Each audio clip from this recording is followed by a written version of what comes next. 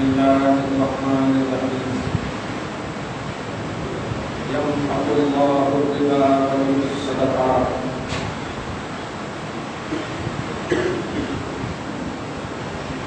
والله لا يحب كل كفار أثيم صدق الله العظيم. رسول برکت کے لیے درود شریف پڑھنے کے بعد سیدنا سیدنا رسولنا ورسولنا مولانا محمد صلی اللہ تعالی ربا یعنی سود لیز گول ان تمام پر تفصیل کر سکتی ہے. اللہ پاک سورہ بقرہ کے آیت نمبر 275 تک کا درس چکا ہے. 276 کا درس شروع ہونے والا ہے. سبحانہ تعالیٰ فرماتا ہے اللہ یمحق اللہ الربا، اللہ ربا کو مٹاتا ہے. ربا کو مٹاتا، ربا کے کو پسند نہیں کرتا، اس کو ریجیکٹ کرتا. ویربی الصدقات، اور خیر خیرات کو بڑھاتا. سود سے مگر سود کا دھیان رکھے گا، ربا سمجھیے، ہاں اپنا دماغ نہیں. ربا میں برکت نہیں رکھا. ربا سے ریلیٹڈ اگر سود ہے، لیز ہے، جو بھی ہے جتنی ان سب میں اللہ نے برکت نہیں رکھا. ویربی الصدقات، اور صدقات میں برکت رکھا. یہ مطلب ہے سودی لین دین کریں گے، ربا والا لین دین کریں گے، بظاہر آپ کو زیادہ دکھے گا، حقیقت میں وہ آپ کے لیے وبال، وہ مال نہیں، وہ وبال. لیکن آپ 1 روپیہ دیں گے اللہ کی راہ میں، تو وہ 1 روپیہ نہیں، کئی 1 روپیہ بنا کر اللہ پاک پیش فرمائے. یربی صدقات، صدقات کو اللہ بڑھائے. لاکھوں کا ربا لین دین سودی معاملات کیے، خوب کمائے، کچھ بھی نہیں، سب ریجیکٹ کر دیا اللہ. اور 1-2 روپیہ آپ نے خرچ کیا اللہ کی راہ میں، تو لاکھوں پر بھاری کر دیا. آگے فرماتا واللہ لا یحب کل کفار اثیم، اللہ پاک سخت انکار کرنے والے اور سخت گنہگار کو پسند نہیں کرتا. کفار کا لفظ یہاں پر انکار کے معنی، کل کفار کفر سے انکار کرنے والا. اس آیت کریمہ کی تفسیر میں اور اس کے آئینے میں یہ فرمایا گیا ہے کہ علم ربا آ جانے کے بعد، یہ ربا وغیرہ کا جو آپ مفہوم سمجھ لیں، اس کے آ جانے کے بعد بھی اگر بندہ عمل نہیں کرے گا تو در حقیقت وہ کفر کے دلدل میں چلا جائے. جب تک آپ کو علم نہیں تھا ربا کا، سودی کاروبار کا، اس کی تحقیق اور تفصیل کا کر رہے تھے، تو ممکن ہے ابھی کہ اللہ پاک معاف فرما دے گا، توبہ کریں گے. لیکن معلوم ہو گیا پھر بھی آپ نہیں کر رہے ہیں، اس سے باز نہیں آ رہے ہیں، تو اللہ پاک کہتا ہے، ارشاد فرماتا ہے لا یحب کل کفار اثیم. اسی آیت میں ہر کفر کرنے، انکار کرنے والے کو، اثیم گنہگار کو پسند نہیں کرتا. گناہ ہونا تو طے ہے ربا، لیکن علم ربا آنے کے بعد اگر عمل نہیں کریں گے تو کفر. یہ گناہ تو ہے، گناہ ہونے میں کسی کا یہ نہیں کہ ربا گناہ ہے. آگے دیکھتے اللہ پاک، مطلب یہ کہ آیت نمبر 281 تک میں ایک دم بڑی عمدہ سب باتیں ہیں. ان الذين امنوا وعملوا الصالحات واقاموا الصلاة وآتوا الزكاة لهم اجرهم عند ربهم ولا خوف عليهم ولا هم يحزنون. دیکھ رہے ہیں آپ، وارننگ جب دیتا ہے اللہ پاک تو جانتا ہے کہ میرا بندہ ڈر جائے گا، میرا بندہ پریشان ہو جائے گا. تو بالکل جیسے بولتے ہیں نا، صلاح کر کے ایک دم قریب کرتا. بے شک جو لوگ ایمان پر قائم رہے، ہم ایسے ترجمہ کریں، ایمان لانا ہے، آپ ہم ایمان پر قائم ہیں الحمدللہ، خدا کرے اس پر قائم. ایمان لانا اس کو بولتے ہیں کہ کلمہ امیڈیٹلی پڑھے، ویسا تو نہیں الحمدللہ ہم پڑھے سو کلمہ ہے، تو قائم رکھنا ہے ایمان. تو بے شک جو لوگ ایمان قائم رکھے ہوئے وعملوا الصالحات، پھر نیک عمل کرتے ہیں، نیک عمل شروع تھا یہ نماز ہے زکات نہیں لیجیے گا، اوپر والے یعنی ربا وغیرہ سے بچتے یہ دیکھیں. وَأَقَامُوا الصَّلَاةَ اب ہے کہ اور نماز قائم رکھتے ہیں. وَآتَوُا الزَّکَاةَ اور زکات دیتے ہیں. آتَوُا الزَّکَاةَ تو لَهُمْ أَجْرُهُمْ عِندَ رَبِّهِمْ تو ایسے بندوں کے لیے اللہ کی بات ان کے رب کی بارگاہ میں نے ان کے پر بھی نقطہ بتا دیا ہے کہ اللہ پاک جو ہے اپنا بنا لیتا ہے اس کو، تو ان کے رب کی بارگاہ میں ان کا اجر متعین ہے، فکس ہے، بلکہ گارنٹیڈ ہے. وَلَا خَوْفٌ عَلَيْهِمْ وَلَا هُمْ يَحْزَنُونَ اور جو بندہ ربا کا کاروبار سود کا کاروبار کرتا تھا، علم آ جانے کے بعد مکمل توبہ کر لیا، تو اب توجہ دے، اب یہ پاسٹ کا جو غم اور خوف تھا آپ کے پاس کہ یہ کرتے یہ کرتے یہ کرتے، اس سے بھی اللہ پاک آپ کو مکتی عطا فرمائے گا، ایک چھٹکارا عطا فرمائے. یہ جو ہے غلط نہیں. ولا هم يحزنون اور غم بھی آپ پر نہیں ہے. تو ایسے بندے نہ تو خوف ہوگا اللہ مطلب فیوچر کا اور نہ ہی غم ہوگا پاسٹ. آگے دیکھیے آیت نمبر 278 یا ایھا الذین آمنوا اتقوا اللہ اے ایمان والو. ہم نے ہمیشہ کہا ہے کہ جب اللہ پڑھوں تو آپ ہنس دیا کیجیے، کتنا بھی گھر میں جھگڑا ہو تو مسکرا دیا کیجیے کہ اللہ پاک ہمارے کو بولا ہے. ہاں اے ایمان والو آمنوا اتقوا اللہ اللہ سے ڈرو. لیکن میں اس کا ترجمہ کرتا ہوں اللہ کی بارگاہ کا تقویٰ حاصل کرو، کیونکہ اللہ سے ڈریں گے تو اللہ کے قریب کیسے ہوں گے؟ آپ سے اگر میں ڈروں تو کیسے جاؤں آپ کے پاس؟ تو ڈرنے کا جو لفظ ہے یہ اردو لفظ ہے اس لیے ترجمہ کر دیتے ہیں، لیکن صحیح معنی یہ ہے کہ تقویٰ اختیار کرو، پرہیزگاری اختیار کرو. حقیقت یہ ہے کہ اللہ سے ڈرا نہیں، اللہ کا قرب حاصل کیا جاتا ہے. تو اللہ سے ڈرو ترجمہ نہیں کیجیے، اللہ کا تقویٰ حاصل کرو، یعنی ایسا عمل کرو جو قرب الہی کا ذریعہ بنے. اور آگے فرماتا وَذَرُوا مَا بَقِيَ مِنَ الرِّبَا اور جو بھی ربا کے معاملات بچے سو ہیں چھوڑ دو. ایسا یہ آیت کریمہ کا مطلب یہ ہے کہ اب فرض کیجیے ابھی تک علم نہیں تھا اور ربا کا کاروبار کے 10 لاکھ روپے لگا دیے ہیں اور اب علم آ گیا، تب حکم کیا ہے؟ تم ایک دم چھوڑ دو. نہیں بھائی ہم سوری نہیں کرتے معاملہ. تو اب جو آپ کا اصل مال ہے اس کے بارے میں اللہ فرماتا ہے اصل مال جو ہے آپ کا مثلاً 10 لاکھ روپیہ دیے تھے اور آنے والا تھا 15 لاکھ تو 5 لاکھ زیادہ آنے والا، تو زیادہ نہیں لینا، راس مال اصل مال آپ لے لیجئے اور توبہ کر لیجئے اور اس کو کہیے یہ مال آپ لین دین نہیں کریں. اللہ فرماتا ہے وَذَرُوا مَا بَقِيَ مِنَ الرِّبَا إِن كُنتُم مُؤْمِنِينَ اگر آپ ایمان رکھتے ہو مومن ہو تو اللہ فرما رہا ہے علم آ جانے کے بعد ربا کے کاروبار چھوڑ دو. کیا مطلب ہوا؟ نہیں چھوڑو گے تو بے ایمانی. ان کنتم مومنین کا مطلب یہ ہے اگر تم مومن ہو تو چھوڑو. مطلب کیا ہوا؟ اگر نہیں چھوڑے تو مومن نہیں ہو، جب نہیں مومن ہو تو نہیں چھوڑو گے، یہ مطلب ہوا.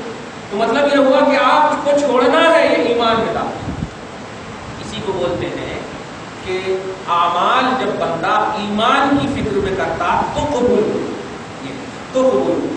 ان کنتم مومنین حالانکہ معاملات ہیں وہ اعمال ہیں، لیکن اللہ پاک کہہ رہا ہے اگر تم صالح ہو. ایسا نہیں تھا ان کنتم مومنین اگر تم توحید پرست ہو، اگر تم ایمان رکھتے ہو، توحید و رسالت والے ہو، تو تم معاملات روا چھوڑ دو، سودی کاروبار چھوڑ دو، لین دین چھوڑ دو. بالکل دکھتا وہ تو بول رہا اللہ خود بول رہا وہ دکھتا کہ زیادہ بس ہے نہیں وہ تمہاری سوچ میں زیادہ ہے، میرے پاس وہ زیادہ نہیں، اور تو نے میرے اوپر ایمان لایا، اپنی سوچ پر ایمان نہیں لایا. اس لیے میں جو کہہ رہا ہوں وہ مان. وَذَرُوا مَا بَقِيَ مِنَ الرِّبَا إِن كُنتُم مُؤْمِنِينَ اگر تم مومن ہو تو ربا کے کاروبار چھوڑو. آگے فرماتا فَإِن لَّمْ تَفْعَلُوا کمال ہے. اب تک ایک حدیث بخاری کی یہ سنے تھے مَنْ عَادَىٰ لِي وَلِيًّا فَقَدْ آذَنْتُهُ بِالْحَرْبِ جو میرے ولی سے دشمنی مول لے گا میں اس سے اعلان جنگ کرتا ہوں.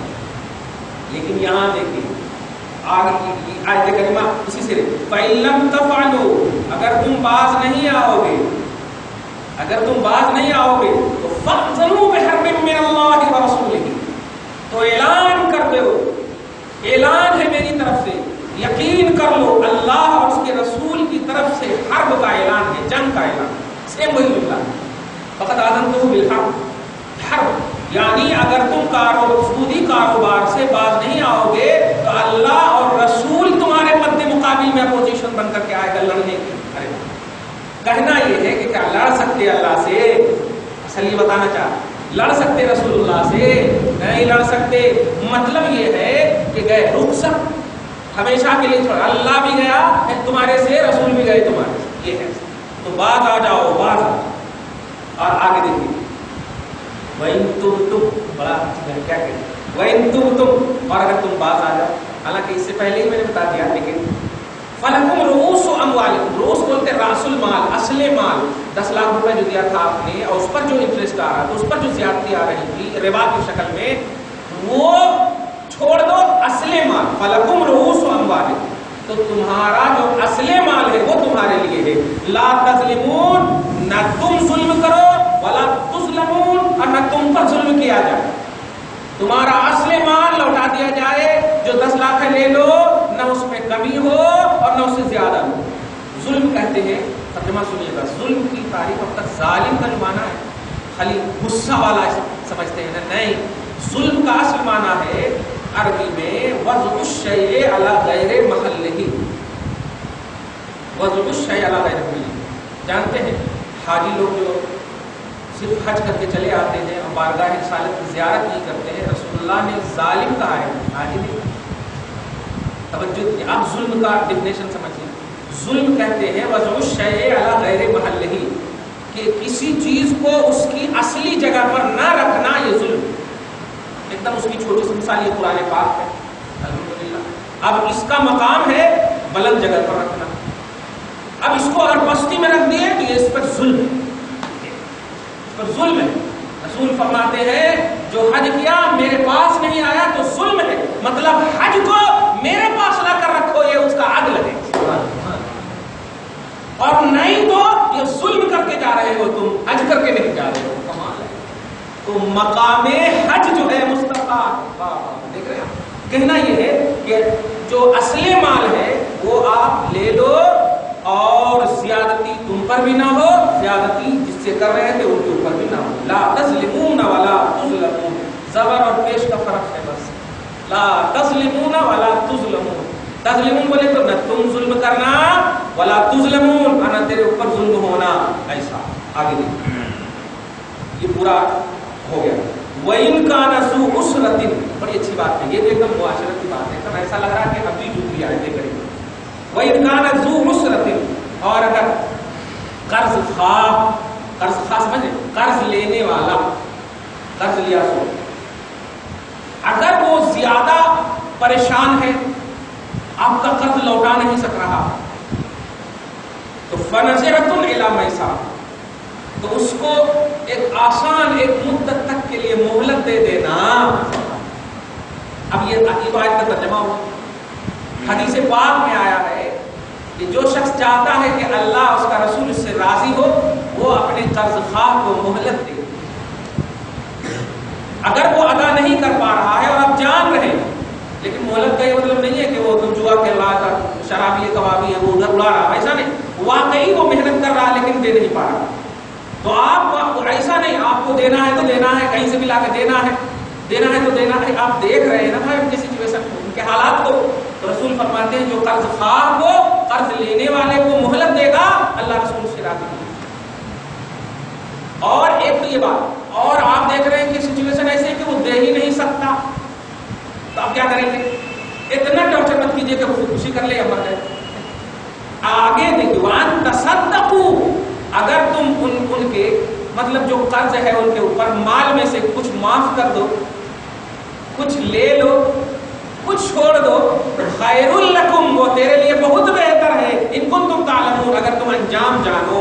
یہ مطلب اگر انجام جانو کہ قرض لینے والا تم کو ادا نہیں کر پا رہا, لیکن اس کی نیت ہے, دھیان دیں, اس کی نیت ہے ادا کرنا, اس کی سوچ ہے ادا کرنا, بار بار اللہ سے گڑ گڑا کر رو رہا ہے.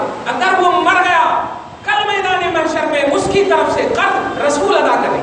اگر تم جانو, یہ کہنا ہے, وَأَن تَصَدَّقُوا خَيْرٌ لَكُمْ, اگر تم صدقہ کر دو, مطلب ان کو معاف کر دو, کچھ معاف کر دو یا فل معاف کر دو, تو خیر لکم ان کنتم تعلمون, وہ تیرے لیے بہتر ہے اگر تم انجام کو جانو. اب جو ہے 280 آیت نمبر 2, یہ آیت کریمہ کو ذرا خوب اچھے سے سمجھیے گا، دھیان دیجیے. وَاتَّقُوا يَوْمًا تُرْجَعُونَ فِيهِ إِلَى اللَّهِ. پھر وہی تقوی حاصل کرو اس دن سے، ترجعون فیہ، جس دن میں تم سب لوٹا کر جاؤ گے، تم سب کی رجعت ہوگی، تم سب رجوع کرو گے، تم سب لوٹائے جاؤ گے الی اللہ، اللہ کی بارگاہ میں. ثم توفی کل نفس، پھر پورا ہر نفس کو دے دیا جائے گا ما کسبت، جو بھی وہ کمایا ہوگا دنیا میں، جو بھی ایک ذرہ بھی آپ کو آپ کے عمل کا کچھ بھی نہیں کم نہ بیشی، کچھ بھی نہیں. فضل الگ چیز ہے لیکن آپ کو پورا دیا جائے گا. وَهُمْ لَا يُظْلَمُونَ، اور کچھ بھی نفس پر ظلم نہیں کیا جائے گا. یہ ترجمہ ہو گیا. اب جو آیت لمبی آ رہی ہے اس آیت کو آئندہ بتاؤں گا، مگر اس آیت کی تفسیر سنو. میں نے شروع میں کہا تھا سورہ، بلکہ اب آ رہا ہے آیت نمبر 7 میں، هو الذی انزل علیک الکتاب منہ آیات محکمات. اے حبیب مکرم، جو کتاب ہم نے آپ پر نازل کیے ہیں اس کتاب میں کچھ آیتیں محکم ہیں اور کچھ آیتیں متشابہات ہیں. محکم کا مطلب ہوتا ہے جن سے مسائل نکلے، وہ بتا چکا ہوں میں کہ 500 آیتیں بس، باقی جتنی بھی 6166 آیتیں جو بچ رہی ہیں، 6666 آیتیں، تو 500 کو الگ کر دیجئے، اس سے مسائل نکلے ہیں. اور باقی جتنی آیتیں ہیں ان میں حکایات ہیں، قصے ہیں، امثال ہیں، وعیدات وغیرہ ہیں، یہ سب. تو 500 آیتوں سے مسائل نکلے، دھیان دیجیے گا. محکم ہے، کچھ متشابہ ہے. حضرت علی جو باب العلم ہے فرماتے ہیں جس کے پاس علم ناسخ، علم منسوخ، یعنی قرآن پاک کی آیتوں کے نزول کا بیک گراؤنڈ نہ ہو، ایک دم آسان سمجھ، یعنی یہ آیت کب نازل ہوئی، کہاں نازل ہوئی، اس کا دائرہ کیا ہے، کب تک رہی، اس کے اپوزٹ میں کوئی ہے کیا، اس کے موافق میں کوئی ہے کیا، اس کی تائید میں کوئی ہے کیا، یہ سب کا علم نہ ہو، اور وہ اگر درس قرآن دے رہا ہو تو وہ بہت بڑا گمراہ ہے، گمراہ کر باب العلم فرماتے ہیں. اور آج آپ دیکھیں ورس نمبر ولیم 2 یہ تو دیے جا رہے ہیں. نہیں، آپ اس کو سوچیے، حضرت علی جو باب العلم ہے وہ فرماتے ہیں اگر نہیں معلوم ہے تو نہ معلوم ہونا یہی علم ہے، نہ معلوم ہونا یہی علم ہے. اللہ پاک تم کو اس کا اجر عطا فرمائے گا، لیکن آپ کچھ بھی نہیں جان رہے ہو، ہر آیت کا خالی ترجمہ کر کے بتا دے رہا اللہ پاک فرما رہا، اللہ پاک فرما رہا، کیوں فرما رہا، کب فرما رہا، کہاں تک فرما رہا، کس کے لیے فرما رہا ہے، یہ سب نالج ہونا ضروری ہے. میں یہ بات کیوں کہہ رہا ہوں، اس آیت کریمہ سے زندگی میں تک یاد رکھیے گا. 281 سورہ بقرہ 281، یہ وہ آیت کریمہ ہے جو نزول کے اعتبار سے سب سے لاسٹ آیت کریمہ ہے حضرت عبداللہ ابن عباس کی تفسیر کے مطابق. سمجھ رہے ہیں آپ؟ تنویر المقیاس من تفسیر ابن عباس، عربی میں سب سے پہلی تفسیر جو صحابہ سے ہمیں آئی ہے، بعد میں سب لوگ اتباع کیے ان کی، وہ ہے تنویر المقیاس، تفسیر کا نام عربی میں، من تفسیر ابن عباس، حضرت عبداللہ ابن عباس. نبی خود فرماتے ہیں قرآن کو سیکھنا ہو تو 4 سے سیکھو، 4 سے سیکھو.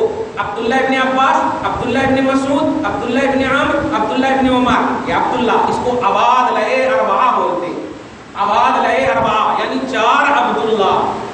تو خذ القرآن من اربعۃ، نبی فرماتے ہیں کہ 4 لوگوں سے قرآن سیکھو. توجہ دیجیے گا، خالی 4-5 حدیث یاد کر لینے سے کوئی محدث بن جائے، اپنے آپ کو حدیث والا ہے، غلط بات ہے، اس کو تکلیف ہوتی ہے، اس لیے بول دیتا ہوں کہ 4 لوگوں سے سیکھو. اور انہی میں سے حضرت عبداللہ ابن عباس فرماتے ہیں کہ یہ آیت نزول کے اعتبار سے سب سے لاسٹ آیت کریمہ. دھیان دیجیے، نزول کے اعتبار سب سے فرسٹ ہے اقرا بسم میں، اور یہ آیت کریمہ سب سے لاسٹ ہے. یہ عبداللہ ابن عباس فرماتے ہیں، اور امام شعبی اور دوسرے دیگر مفسرین وغیرہ فرماتے ہیں نہیں، سب سے لاسٹ آیت کریمہ جو ابھی میں نے آیت ربا پڑھی، آیت ربا جو آیت نمبر 275 ہے وہ نازل ہوئی. اب آپ بتائیے اختلاف ہو گیا کہ نہیں؟ تو کیا اب اس اختلاف کو کیا ریجیکٹڈ پہلو میں ہم دیکھیں گے؟ دھیان دیجیے گا، ہوتا کیا ہے، ابھی ایک کلپ آئی کہ 4 ائمہ کو کیوں مانا جائے اللہ رسول کے سامنے. خود اللہ پاک فرما رہا ہے سورہ ہاں یا ایھا الذین آمنوا اطیعوا اللہ واطیعوا الرسول واولی الامر منکم، سورہ نساء کی آیت نمبر 59 میں کہ اے ایمان والو اللہ کی اطاعت کرو اور رسول کی اطاعت کرو، واولی الامر منکم اور تم میں سے جو امر والے ہیں ان کی اطاعت کرو۔ اس کے بعد ہے فإن تنازعتم، پھر اگر تم میں کسی میں اختلاف ہو جائے تو اس اختلاف کو اللہ رسول کی طرف لوٹاؤ۔ اب اس سے کیا ذہن دیا کہ دیکھیے اختلاف ہو جائے تو اللہ رسول ہی کو ماننا چاہیے، اس کے علاوہ نہیں ماننا چاہیے۔ آپ ذرا توجہ کیجیے یہاں پر کہ کہا کہ کسی مسئلے میں اختلاف ہو جائے تو اس کا بیس اللہ رسول ہے، یہ کہنا چاہ رہا ہے۔ آیت قرآن یہ کہ اختلاف ہو تو بیس قرآن و حدیث، قرآن و سنت ہونا چاہیے، اس کو قرآن و سنت کی طرف لوٹاؤ، اس کو ریلیٹڈ کرو توحید اور رسالت سے، یہ مطلب ہے۔ یہ مطلب نہیں ہے کہ اگر اختلاف ہو جائے تو اختلاف کو چھوڑ دو، اللہ رسول کو مان، یہ مطلب ایسے ہی کہا گیا کہ چاروں امام کو نہیں۔ اب دیکھیں کچھ لوگ کہہ رہے رفع یدین کرنا کہتے ہیں، کچھ لوگ کہتے ہیں نہیں کرنا کہتے ہیں، کچھ لوگ کہتے ہیں ناف کے نیچے، کچھ لوگ یہ سب اختلافات کی باتیں نہ کرو، اللہ رسول کیا کریں؟ اللہ رسول ہی کہا ہے رفع یدین کرنا، اللہ رسول ہی کہا ہے رفع یدین نہیں کرنا۔ عبداللہ ابن مسعود نہیں کرنے کو لے لیے، عبداللہ ابن عمر کرنے کو لے لیے، دونوں صحابی ہیں، آپ کیسے ریجیکٹ کرو گے؟ نہیں، اب آپ کو توحید و سنت کے آئینے میں دیکھنا ہوگا، جیسا کہ امام اعظم اور امام شافعی نے دیکھا۔ امام اعظم نے دیکھا عبداللہ ابن مسعود، ارے یہ تو بوڑھے اجلہ بزرگ صحابی ہیں، اور ایسے بزرگ صحابی ہیں کہ یہ جس وقت نبی کے قرب میں تھے عبداللہ ابن عمر بچے تھے، بالکل چھوٹے تھے، عبداللہ ابن عمر چھوٹے تھے، بچوں دے رہے ہیں۔ تو اب جب دیکھا امام اعظم نے تو کہا نہیں، ثقافت اس میں زیادہ، فقاہت اس میں زیادہ، عظمت اس میں زیادہ، میں اس کو لے لوں گا۔ اور امام شافعی کی بارگاہ میں دیکھیے گا، توجہ دیجیے گا، کہا کہ ہاں ٹھیک ہے، فقاہت ثقافت ٹھیک ہے، میرے نزدیک ان کی روایت میں کثرت روایت مل رہی ہے، کثرت روایت، توجہ دیجیے گا، اس کو تعدد طرق بولتے، مطلب کثرت روایت کا مطلب اب یہ روایت کیے تو ان کے اوپر عمر ہے، ان کے اوپر بھی ہے، ان کے اوپر بھی ہے، تو ان میں کثرت پائی جا رہی ہے، اور میجارٹی میں زیادہ اچھی بات ہوگی۔ وہاں ریجیکٹ نہیں کر رہے ہیں کہ عبداللہ ابن مسعود کی روایت غلط ہے، بلکہ اب یہ پیش فرما رہے ہیں کہ یہ کثرت روایت ہے، اور امام اعظم کہتے ہیں نہیں، یہ فقاہت زیادہ ہے، ثقافت زیادہ ہے، مطلب وہاں پر بھی دیکھ رہے ہیں آپ دایا، وہاں پر بھی ہر ایک کی عظمت کی برقراری مقصود ہے، توجہ دیا آپ نے۔ اور بتاؤں آپ کو چاروں ائمہ کرام کی تخلیق کا مسئلہ ایک لفظ میں سمجھیے گا، نبی پاک صلی اللہ علیہ وسلم اس ذات کا نام ہے کہ اللہ نے دنیا، قبر اور حشر، یہ تین جو مرحلے رکھے ہیں، تینوں مرحلے میں یہی چاہتا ہے کہ ساری مخلوقات کا مرکز و محور میرا نبی ہو، توجہ دیجیے گا، میرا نبی ہو، ہر ادا مصطفیٰ صلی اللہ علیہ وسلم کی ہو، ذات رسالت آئیڈیل ہو۔ دھیان دیجیے گا، اب رسول پاک ہی سے دونوں حدیث ہیں، آپ کیسے کہہ دیے کہ یہ حدیث ضعیف ہے، آپ کیسے کہہ دیے کہ یہ حدیث قوی ہے؟ کسی صحابی نے تو نہیں کہا اس کو، توجہ دے رہے ہیں، کسی تابعی نے نہیں کہا، اور آج بس سڈنلی لے لیتے ہیں، نہیں یہ بخاری میں ہے، یہ ترمذی میں کہتے ہیں، یہ اس میں کہتے ہیں۔ ارے رسول اس وقت ہیں جب یہ بخاری ترمذی کچھ بھی نہیں، اور صحابہ لینے والے ہیں، صحابہ اس کتاب کا نام ہے جو مصطفیٰ کے فیض سے پڑھے، مصطفیٰ کے کرم سے، ان کے جمال سے، ان کی ادا سے پڑھے۔ تو حقیقت بتا دے دو ایک لفظ میں، ناف کے نیچے باندھنا ہو، ناف کے اوپر باندھنا ہو، ناف پر باندھنا ہو، نائب باندھنا ہو، یہ چاروں ادا مصطفیٰ سے ثابت ہے، اور چاروں ادا لینے والے ائمہ کرام اس لیے ہے کہ یہ چاروں مصطفیٰ کا معجزہ بن کر کے، توجہ دیجیے گا، خدا کی قدرت بن کرتے ہیں۔ کیوں؟ اس لیے کہ اگر صرف ناف کے اوپر کا مسئلہ لے لیں تو پھر تین ادا چھوٹ جائے گی، ناف کے نیچے کا مسئلہ لے لیں پھر بھی تین ادا چھوٹ جائے گی، ناف پر کا مسئلہ لے لیں پھر بھی چھوٹ جائے گی۔ چاروں میں سے جہاں تم کو جو مل گئے امام، ان کا مسئلہ لے لو تاکہ ادائے مصطفیٰ نہ چھوٹنے پائے۔ تو چاروں طرح سے پڑھنے کا اصل مقصد یہ ہے، اور دھیان دیجیے گا، یہ تحقیق پروردگار عالم نے مصطفیٰ کو بڑی تحقیق سے پیش کر دیا ہے، اور صحابہ نے بڑی تحقیق سے ہم سب کو دے دیا ہے۔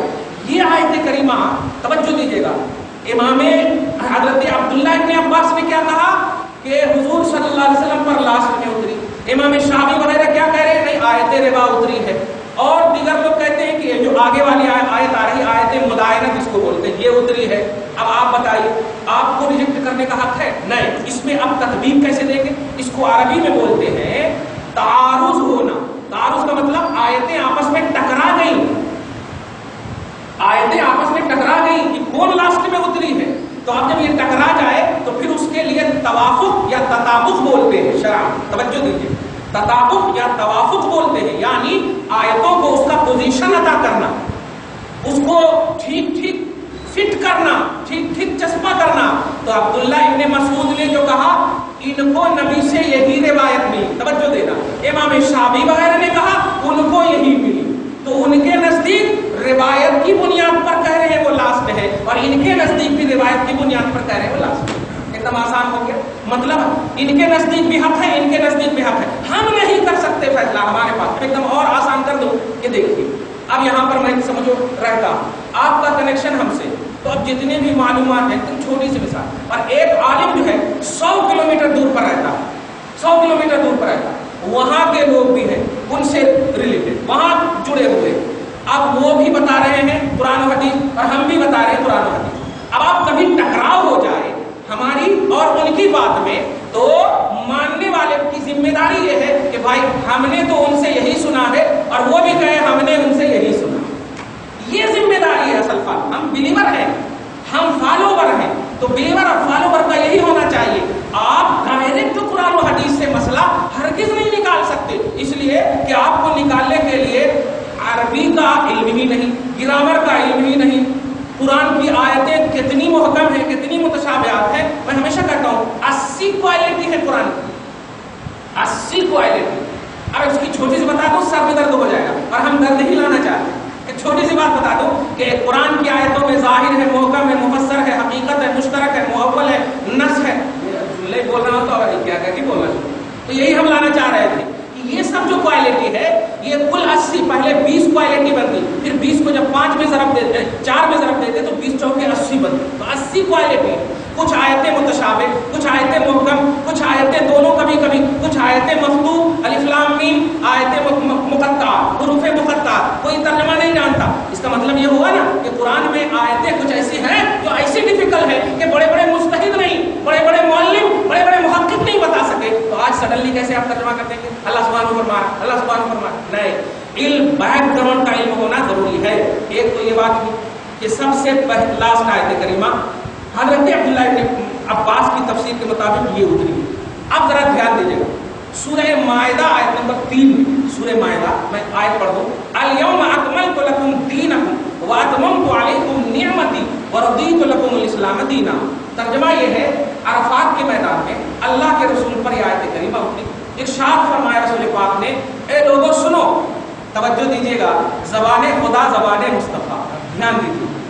اتار رہا ہے اللہ, یہ نہیں کہہ رہا کہ اللہ نے کہا ہے کہ اللہ کا دین مکمل ہو گیا. نہیں, فرماتے ہیں رسول الیوم اکملت لکم, آج کے دن میں نے تمہارے لیے تمہارا دین مکمل کر دیا.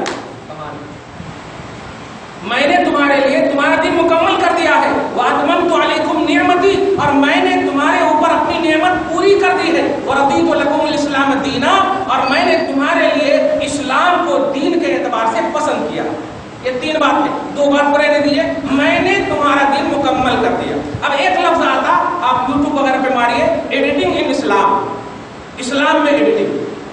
اب یہ فاتحہ ایڈ کیوں ہے, نظر نیاز ایڈ کیوں ہے, میلاد النبی ایڈ کیوں ہے, 11ویں ایڈ کیوں ہے, یہ سب کی فہرست بنا کر کے ایسا مطلب دماغ کو ٹارچر کیا جاتا. کیوں؟ اور آیت کریمہ پیش کر رہے ہیں کہ اللہ نے دین مکمل کر دیا, اللہ نے دین مکمل کر دیا. دھیان دیجیے گا, 2 بات سمجھ جائیے گا ہمیشہ کے لیے. یہ آیت نمبر 281 جو سورہ بقرہ میں ہے, اور وہ سورہ مائدہ جو آیت نمبر 3 ہے, اور وہ لاسٹ آیت کریمہ نہیں ہے. دھیان دیجیے گا, لاسٹ آیت کریمہ یہ ہے, دھیان دیجیے گا. اختلاف بھی اگر ہے تو اس آیت پر, یا آیت ربا یا آیت مدائنہ, سورہ مائدہ کی آیت نمبر 3 پر نہیں ہے کہ وہ لاسٹ آیت کریمہ ہے. اگر وہ لاسٹ آیت کریمہ ہوتی تو اس کا مطلب یہ ہوتا کہ واقعی اب دین میں کوئی ایڈیٹنگ نہیں, اب دین میں کوئی ایڈ نہیں. ایک دم چھوٹی سی بات, اب سنیے اس آیت کریمہ. جب یہ آیت کریمہ اتری تو رسول پاک 22 دن تک ایک روایت میں, اور ایک روایت میں 7 دن تک, اور ایک روایت میں 11 دن تک, 22 کی روایت زیادہ ترجیح پا رہی ہے. 22 दिन तक इस आयत के उतरने के बाद भी दुनिया में तशरीफ रखे। ये आयतें उतरी, लास्ट आयत है, 22 दिन तक दुनिया में तशरीफ रखे। अब आप सीने पर हाथ करके बताइए कि ये 22 दिन तक जो मुस्तफा तशरीफ रखे, कुछ भी मसला उम्मत को दिए होंगे या नहीं? कुछ भी मसला दिए कि या नहीं? क्यों कि रसूल पाक की हर अदा, यहां तक कि सोना भी इबादत, सोना भी शरीयत, नहीं सोना शरीयत, बोलना शरीयत, नहीं बोलना भी शरीयत, हुजूर की हर अदा शरीयत है। तो 22 दिन तक जो रसूल पाक रहे, और लास्ट आयत करीमा ये, और इसके बाद 22 दिन तक रहे, ये 22 दिन तक कौन सी शरीयत मिली?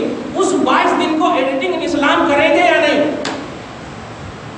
समझ में आ गई ना एकदम पूरी तरह बात? कहना यह है, वन साइडेड फिक्र रख करके उम्मत को इस्लाम का एक्सप्लेन मत बताओ, हर जाविये से आप बताओ कि वाकई अगर नजर नियाज हराम है, ये बिदात है, तो उसकी कैफियत बताओ, उसको कुरान और सुन्नत के हवाले से बताओ। अब आयत नंबर 3 में अल्लाह ने मुकम्मल कर दिया है इस्लाम को, तो अब इस्लाम में एडिटिंग नहीं हो सकती। अरे अब बताइए, आयत करीमा ये लास्ट उतरी है, वो लास्ट नहीं उतरी, तो इस आयत करीमा को ऐड करेंगे या नहीं कुरान? क्योंकि उस आयत से आप मुकम्मल कर रहे हो और फिर उतर रही है ये आयत, तो ये आयत करीमा किस इस्लाम में रखेंगे? समझ रहे ना अब्दुल्ला? एक बात फिर, ये 22 दिन तक रसूल पाक इस आयत के उतरने के बाद भी दुनिया में तशरीफ फरमा रहे, तो आप ये 22 दिन तक की शरीयत क्या थी मुस्तफा की? कोई दीवानगी तो नहीं कह सकते।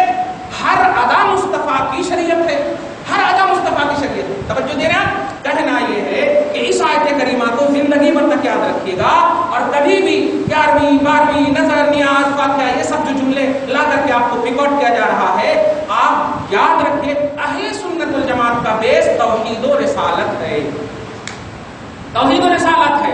और ये सब जितने भी पहलू हैं, ये मुबाहात, मुस्तहसनात, मंदूबात, ये सब जवाइज के पहलू हैं, फराइज और वाजिबात और शिर्क और कुफ्र जिसके अपोजिट में है, वो सब पहलू नहीं है, इसको ध्यान में रखिएगा। तो ये आयत करीमा याद रखेंगे तो सूरह माइदा के आयत नंबर 3 का भी एक्सप्लेन आप कर सकते हैं। अगर उस आयत करीमा के जरिए आपको कहा जाए, दीन जब मुकम्मल हो गया तो ये सब ऐड गए को अल्लाह ने नहीं किया, अल्लाह ने नहीं कहा, रसूलुल्लाह ने नहीं किया, सहाबाए किराम ने नहीं किया, ऐसा नहीं हो सकता। अभी मैंने बता दिया कि रफ़े यदैन किए भी नहीं भी करे, रफ़े यदैन किए भी नहीं भी करे रसूल पाक। अब इसकी हिकमत क्या है मैं इंशाअल्लाह किसी मौके से बताऊंगा। बस खुलासा ये कि जो इल्म तफसील के साथ आपके पास ना हो, उसके पीछे नहीं पड़िए। सूरह बनी इसराइल में आप देखिए, अल्लाह सुब्हानहू फरमाता है, ला तक़फ़ु मा लैसा लक बिही इल्मुन, ला तक़फ़ु मा लैसा लक बिही इल्मुन, कि ये लोगों सुनो, जिसका तुम्हारे पास इल्म ना हो उसके पीछे ना पड़ो। अब ये तो साफ रखा है सामने मुस्तफा को, लेकिन उम्मत को यह दर्श दे रहा। क्यों? इन्न समा वल बसरा वल फुआदा, कान, आंख, दिल, तीनों का अल्लाह पाक सवाल करेगा। जैसे जैसे इशारा किए, जैसे जैसे तुम सोचे, जैसे जैसे तुम्हारा दिल कहा, ये सब के एतबार से सवाल होगा। आप खाली वर्ष नंबर वाले तो ये सब पर मत जाइए, पढ़ना है तो पढ़िए अल्हम्दुलिल्लाह, नहीं तो जिससे जुड़े हुए हैं अल्हम्दुलिल्लाह जुड़े रहिए, मजीद उसमें तरक्की हो, और खास तौर से अहलुल्लाह से, सादिकीन से, महबूबान खुदा से ये इसलिए भी जुड़े रहिए, यही तकाज़ा इलाही है। अल्लाह पाक ने आपको खुद कहा है, ईमान वालो, अल्लाह से डरना और रहना सच्चों के साथ। तो जुड़े रहने का दर्श अल्लाह पाक ने दिया, आपको जुड़े रहने ही कहा गया है। अगर जुड़े हैं अच्छों से तो आप जुड़े रहिए, मजीद उसमें इस्तेहकाम लाइए, मजीद तरक्की लाइए। किसी अफेक्टर की वजह से अगर आप जुड़े हुए हैं किसी आस्थाने से, तो आप छोड़ मत दीजिए, उनको छोड़ दीजिए, क्योंकि ये बाद गए हैं, पहले आप जुड़े हुए हैं अल्हम्दुलिल्लाह। आप खुद वरना जुड़े हुए मामलात में जो भी आप अमल कर चुके हैं, खुद उसको आप रिजेक्ट कर रहे हैं। सारे अमल का फिर कफारा देना होगा। लोग भी बोलते हैं ना, अरे मैं 20 साल तक मैं कर रहा था, 20 साल बाद मेरे को होश आया। अच्छा, तेरे को 20 साल तक फातिहा के बाद होश आया है? अच्छा, 20 साल बाद होश आया, तो फिर 20 साल तक जो बिदात रहे, बिदात में रहे, तो 20 साल तक की नमाज भी तो बिदात ही हुई ना, फिर तो उसका भी कज़ा करना पड़ेगा ना। फिर खाली यही सब करोगे आप? ये दिमाग सही नहीं है। अल्लाह पाक से दुआ है, परवरदिगार आप हम सबको सही फिक्र और सही